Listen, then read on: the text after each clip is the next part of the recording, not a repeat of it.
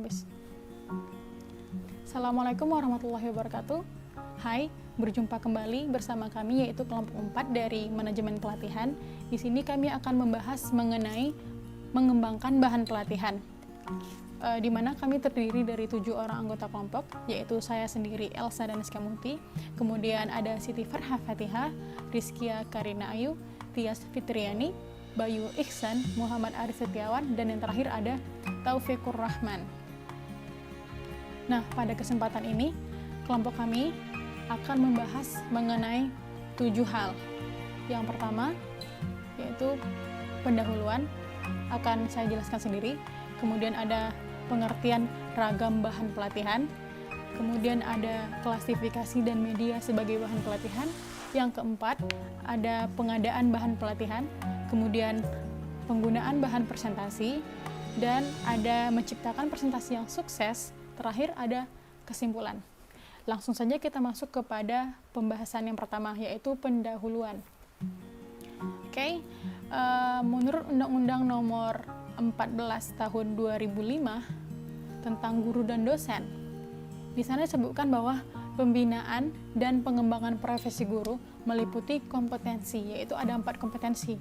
Yang pertama, kompetensi pedagogik, kemudian ada kompetensi kepribadian, kemudian ada kompetensi sosial, terakhir ada kompetensi profesional.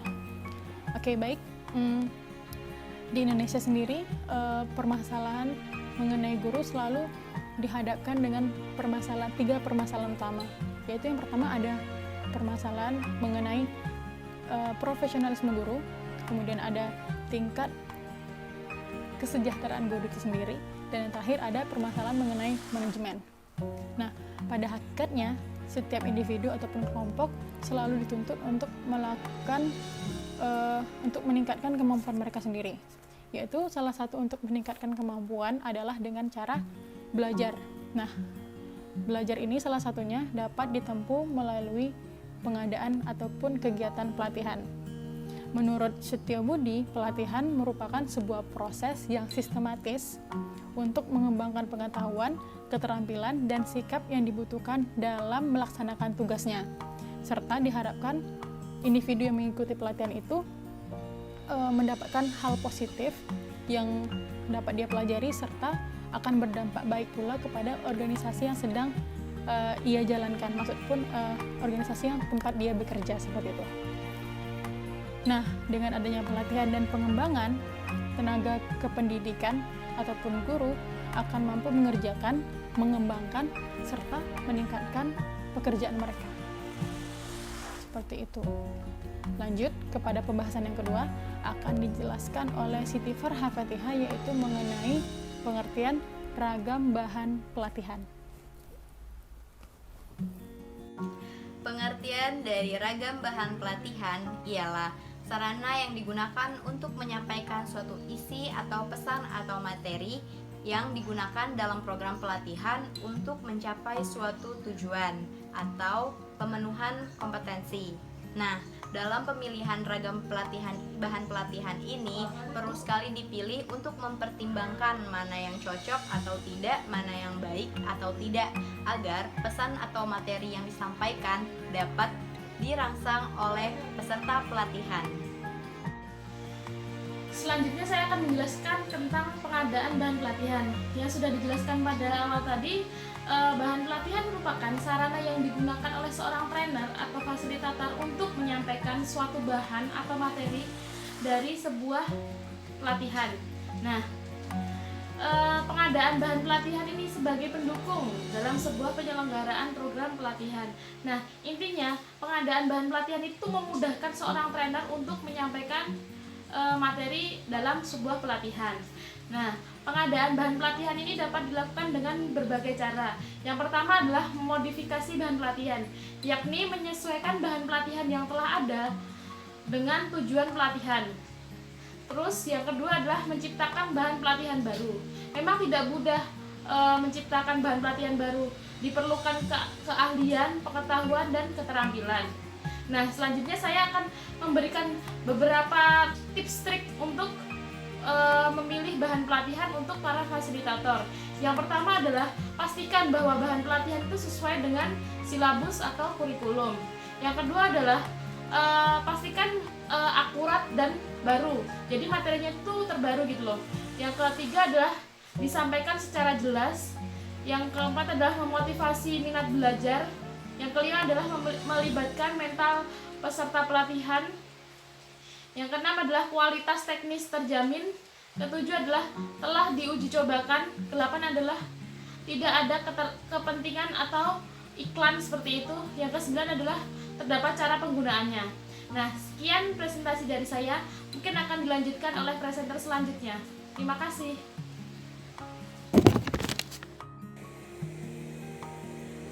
Bismillahirrahmanirrahim. Saya Rizka Karna Ayu akan melanjutkan materi selanjutnya, yaitu mengenai klasifikasi media yang dapat digunakan menjadi bahan pelatihan.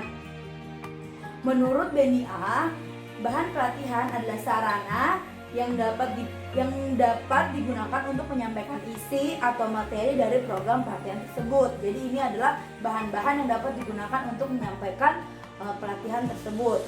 Nah, di sini bahan materi atau klasifikasi media pelatihan ini terdapat menjadi 7 bagian.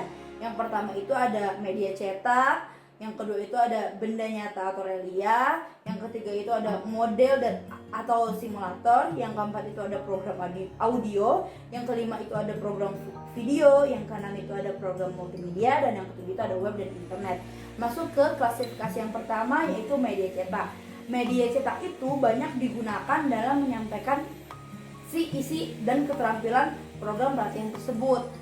Jadi misalnya kalau kita mau mengadakan pelatihan, kita juga bisa menggunakan salah satu bahan atau bahan pelatihan itu menggunakan, misalnya kita memberikan buku teks kayak gitu, agar di saat kita menyampaikan, si peserta yang ikut pelatihan juga bisa mendengarkan kita menyampaikan isi pelatihan sambil membaca atau melihat konten yang kita sampaikan itu di buku teks tersebut. Contohnya itu media cetak itu seperti ada buku teks, kemudian ada leaflet, kemudian juga ada booklet yang berbentuk pokoknya media cetak. Yang kedua itu, klasifikasi yang kedua itu ada namanya benda nyata atau relia. Nah, relia ini juga merupakan ragam media yang mampu memberikan pengalaman sesungguhnya atau real experience bagi peserta program pelatihan. Semisalnya bahan pelatihannya itu kita bisa bahan pelatihan itu kita bisa menghadirkan si benda nyata atau relianya itu untuk sebagai bukti nih bahwa dari hasil pelatihan tersebut atau hasil dari hal tersebut itu ini loh real experience-nya, hasilnya ini loh gitu. Nah, itu disebut benda nyata atau relia. Yang ketiga ada model dan simulator. Model atau simulator ini dapat digunakan apabila benda asli tidak dapat dihadirkan ketika berada di kelasnya. Misalnya kita sedang melakukan pelatihan, tetapi contohnya dari pelatihan tersebut itu tidak bisa kita hadirkan atau tidak ada gitu kan. Nah, kita bisa menggunakan media yang ketiga, yaitu model atau simulator. Jadi sebagai pengganti, sebagai contohnya, itu disebut model dan simulator. Yang keempat ada program audio. Program audio pelatih mengenai keterampilan mendengar atau listening skill dapat menggunakan program audio ini dengan cara pengucapan bahasa asing atau pronouns yang akan lebih efektif apabila menggunakan audio. Jadi kadang ada beberapa pelatihan yang kita tuh lebih efektif itu ngedengerin. Jadi sambil kita memperagakan, sambil juga si peserta pelatihan itu mendengarkan apa yang ada di audio tersebut. Nah, biasanya itu ini pelatihan yang biasanya bahasa asing yang untuk melatih mungkin pronunciation biar lebih aktif atau lebih bagus kayak gitu. Betul. Yang kelima ada program video. Untuk program video tersebut, pelatihan video dapat digunakan dalam memperlihatkan gambar bergerak. Dalam video ini mampu menampilkan informasi yang realistik. Jadi misal dalam pelatihan juga salah satu bahan yang bisa kita gunakan adalah video. Misalnya kita membuat pelatihan PowerPoint. Nah, kita kita juga bisa nih menampilkan contoh video PowerPoint, misalnya contoh membuat PowerPoint yang bagus di video tersebut, nanti si peserta pelatihan menyaksikan si video tersebut. Jadi sambil kita menjelaskan, sambil juga peserta pelatihan itu menyaksikan si video tersebut.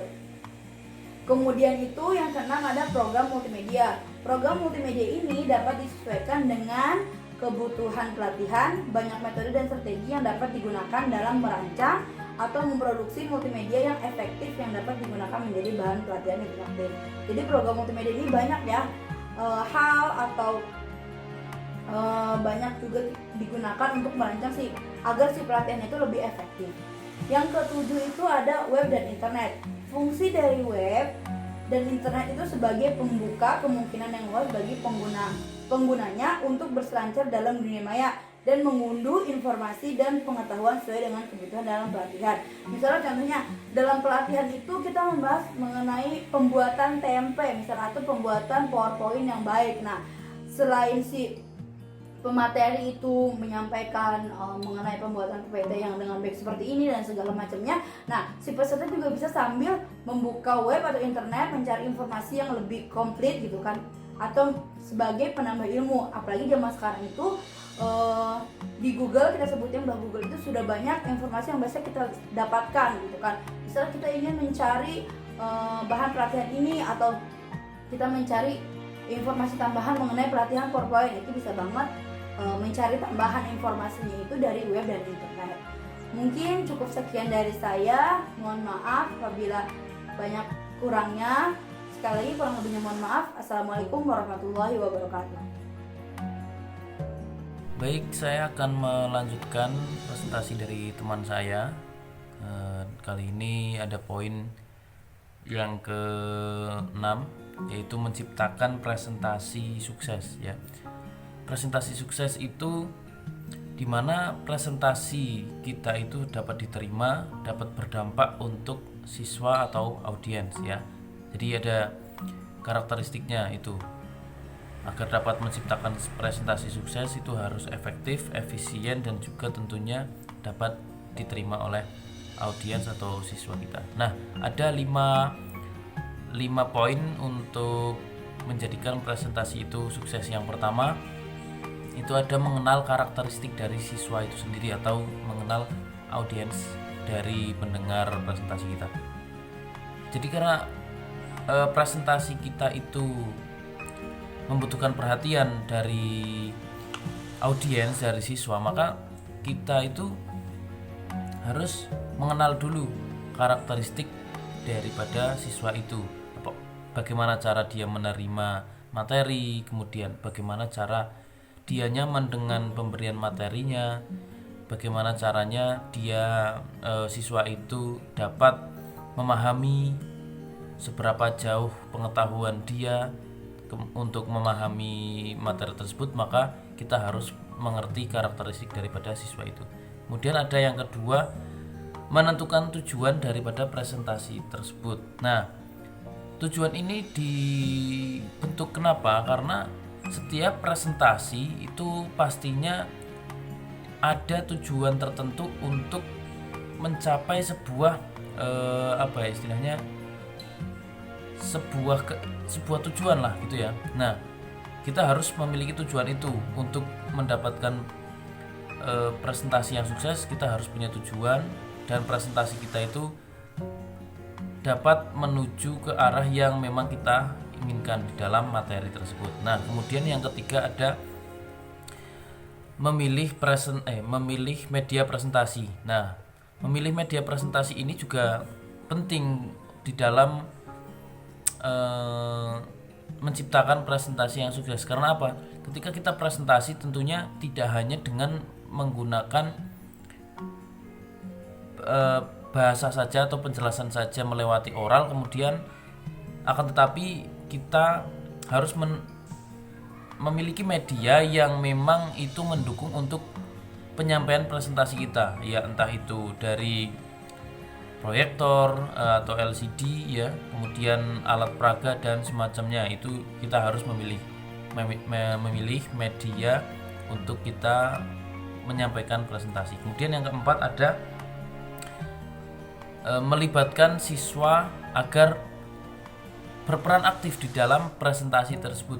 Nah, karena kita itu sebagai pemateri, maka kita juga harus mengikut sertakan pembicaraan kita itu agar siswa atau audiens itu mengikuti materi kita ya. Maka dengan cara apapun agar siswa itu dapat berperan aktif di dalam kegiatan presentasi itu sah-sah saja. Nah, ada beberapa yang mungkin bisa diterapkan di dalam menerapkan presentasi sukses dan mengikut sertakan siswa aktif. Yang pertama mungkin memberikan kuis ya, memberikan tanya jawab, kemudian memberikan kesempatan untuk siswa itu bertanya. Nah, kemudian yang kelima atau yang terakhir itu ada memperoleh informasi hasil belajar. Nah, kenapa ini disebut disebut sebagai menciptakan presentasi sukses? Karena ketika kita membuat suatu proses, maka kita harus melihat juga hasilnya, apakah hasilnya itu bagus atau tidak. Nah, maka ketika kita bilang itu bagus hasilnya, maka presentasi kita itu sukses. Nah, dari situ kita harus memperoleh informasinya, apakah presentasi kita itu berhasil atau tidak, itu dengan cara yaitu tadi kita memberikan suatu kuis atau memberikan kesempatan untuk siswa itu bertanya. Maka dari itu kita tanya materi kita, kemudian siswa itu bertanya tentang materi itu, maka itu disebut dengan sedikit informasi apakah presentasi kita itu berhasil atau tidak.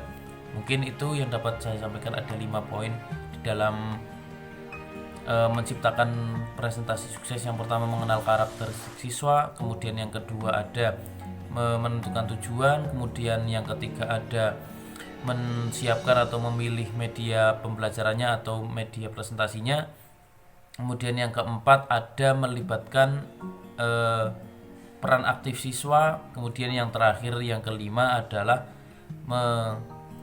mengumpulkan informasi tentang keberhasilan presentasi kita. Mungkin itu saja. Terima kasih dari saya. Saya cukupkan. Sini saya akan mempresentasikan materi presentasi saya dengan judul penggunaan bahan presentasi.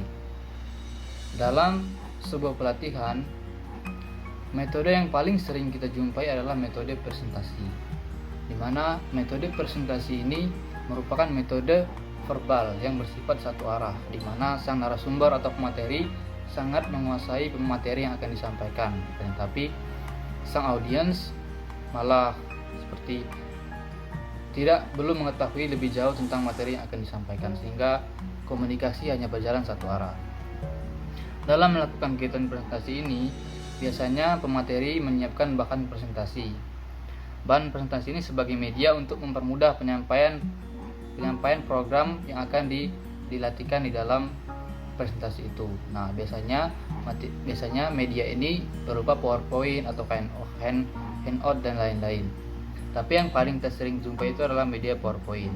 Maka dari itu, sebagai pemateri, sebagai pelatih, maka kita harus meningkatkan kemampuan kita dalam menggunakan PPT, seperti menambahkan gambar di dalamnya, video, audio, dan lain-lain, sehingga mereka tidak hanya mendengar tapi juga melihat, dan tidak hanya mendengar dan bisa melihat langsung apa yang sebenarnya akan kita latihkan. Ini bersinggungan dalam kerucut pengalaman Edgar Dale, yang disitu dikatakan bahwa pengetahuan akan semakin abstrak apabila pesan yang disampaikan hanya bentuk verbal. Nah, hal ini dapat menimbulkan kesalahan persepsi atau kesalahan dalam menangkap makna dari materi yang dipresentasikan. Oleh karena itu, penyampaian sebuah pengetahuan hendaklah dikuatkan dengan multimedia seperti gambar, audio, visual, dan lain-lain seperti tadi. Nah, agar presentasi yang disampaikan menggunakan multimedia itu dapat maksimal dalam sebuah pelatihan, maka ada beberapa tahap yang harus dilakukan. Antara lain itu yang pertama, itu adalah pengenalan. Nah, di dalam pengenalan ini sendiri terdapat beberapa bagian. Yang pertama itu judul program. Judul program di sini merupakan hal yang sangat penting dalam keberlangsungan pelatihan kita, karena dari sinilah kita dapat menarik minat dan perhatian dari audiens untuk tertarik dan ingin mengikuti pelatihan yang kita lakukan.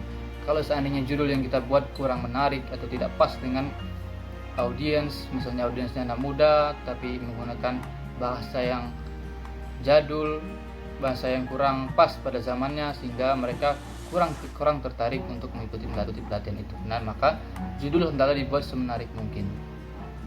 Yang kedua itu adalah objek penyajian. Nah, bagian ini menyajikan tujuan umum dan tujuan khusus dari pelatihan yang akan kita sampaikan. Maka tujuan itu dirancang semaksimal mungkin sesuai dengan apa yang benar-benar mereka perlukan di dalam menghadapi keseharian mereka. Yang C itu ada yang ketiga atau C, petunjuk. Nah, petunjuk ini menginformasikan teknik atau cara menggunakan program yang akan dilatihkan. Nah, penyajian teknik atau cara ini sebaiknya tidak hanya dilakukan dengan gambar atau video ataupun hanya verbal saja, akan tetapi lebih baiknya lagi kalau ada praktek langsung dari beberapa audiens yang untuk dipersilakan maju ke depan dan mempraktikkan langsung tentang pelatihan yang akan dilaksanakan. Itu akan lebih menguatkan lagi pemahaman dari mereka. Yang D atau yang keempat itu adalah stimulasi prioritas pengetahuan. Nah, bagian ini adalah bagian materi, isi yang akan kita sampaikan kepada audiens tentang pelatihan itu. Yang E atau yang kelima itu adalah initial control. Nah, dalam bagian ini kita harus memberikan pilihan kepada audiens. Nah, di sini pilihannya itu misalnya ketika melakukan pelatihan naik kereta listrik atau membuat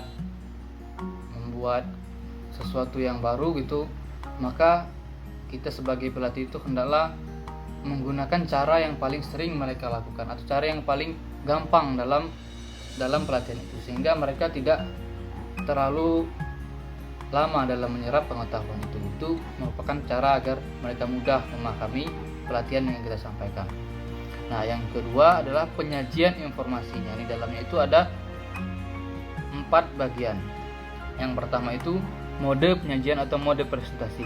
Mode penyajian dalam melakukan presentasi hendaklah dibuat menarik, seperti masukkan gambar, animasi, video atau audiovisual seperti yang tadi dibicarakan. Hendaklah dibuat semenarik mungkin sehingga audiens itu tidak bosan ketika kita melakukan presentasi. Lebih baik lagi kalau ada sedikit lelucon sehingga suasana tidak terlalu tegang. Yang kedua itu B atau yang kedua adalah panjang teks penyajian. Nah, panjang teks penyajian ini jangan sampai terlalu panjang sehingga di PPT itu terlalu kecil dan para audiens pun susah untuk melihat. Nah, sebaiknya langsung saja pada inti atau pokok yang pembahasan yang akan dibicarakan, sehingga itu lebih jelas, padat, dan mereka pun mudah dalam memahami penyajian itu. Yang C atau yang ketiga, warna dalam presentasi itu hendaklah warna yang normal saja, jangan terlalu menggunakan warna yang mencolok sehingga kita sebagai pemateri ataupun audiens yang melihatnya pun perih gitu mata melihatnya, karena terlalu tajam dalam pandangan itu enggak. Atau jangan juga yang terlalu halus yang tulisannya pun menjadi sulit untuk dibaca, dan maka sebaiknya digunakan yang warna yang sedang, yang tulisannya jelas, enak dipandang, sehingga audiens pun nyaman dalam memperhatikan presentasi kita. Dan yang terakhir adalah D, grafik dan animasi. Grafik dan animasi ditunjukkan untuk menambah pemahaman serta daya tarik audiens. Nah, adanya grafik dan animasi seperti memutar misalnya bahan yang sesuai dengan pelatihan kita, seperti tadi kereta listrik, maka kita putarkan kereta listrik dari zaman dahulu sampai zaman yang terbaru seperti ini, maka mereka akan lebih mengetahui dan lebih tertarik, oh ternyata dulunya kereta listrik seperti ini, berkembang menjadi yang lebih bagus, dan bagaimana cara pembuatannya, mereka akan lebih tertarik untuk belajar lebih baik lagi atau membuat karya yang lebih baik lagi daripada yang ada yang sekarang ini. Nah, dengan adanya multimedia interaktif ini dalam pembuatan PowerPoint yang ditambahkan dengan kemampuan pelatih dalam menggunakan Photoshop atau Adobe Premiere ini, maka diharapkan mampu menyajikan presentasi yang menarik dan tidak monoton. Di samping kita sebagai pemateri memanfaatkan teknologi dalam melakukan presentasi, langkah baiknya kita sebagai pemateri juga memanfaatkan kemampuan verbal kita dalam penyampaian sehingga penyampaian itu lebih gampang diterima, lebih nyaman audiens mendengarkannya, dan sedikit lelucon agar suasana tidak terlalu tegang dalam melakukan presentasi. Mungkin itu saja yang dapat saya sampaikan dalam presentasi kali ini. Apabila ada kesalahan kata, saya mohon maaf sebesar-besarnya. Terima kasih atas segala perhatiannya. Lebih dan kurangnya mohon maaf. Wassalamualaikum warahmatullahi wabarakatuh. Oke, kita masuk ke kesimpulan. Setelah kita mendengarkan isi dari pengembangan bahan pelatihan, kita masuk ke kesimpulannya. Pada hakikatnya individu itu dituntut untuk belajar meningkatkan kemampuannya agar dapat mempertahankan hidupnya. Salah satu cara untuk meningkatkan kemampuan ataupun proses belajar itu membutuhkan suatu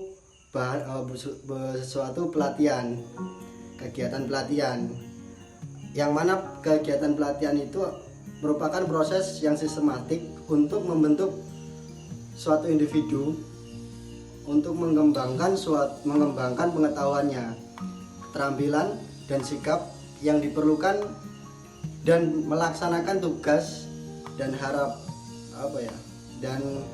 diharapkan akan mempengaruhi kinerjanya.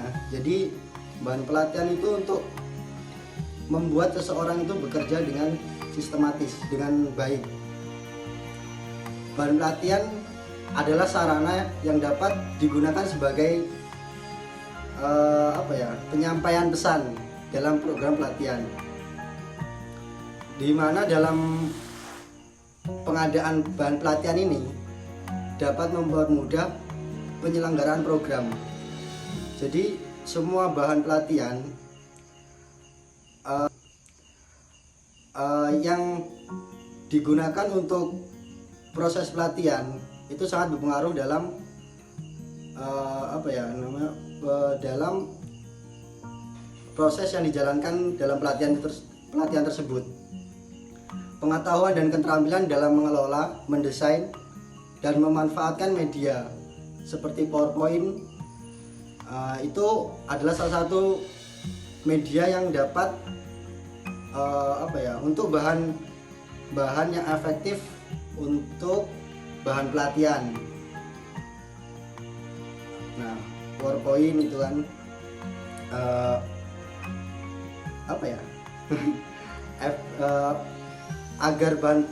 agar pelatihan tersebut berjalan dengan baik, efektif, efisien, dan menarik, diperlukan perencanaan yang sistematik. Mengenal karakteristik siswa atau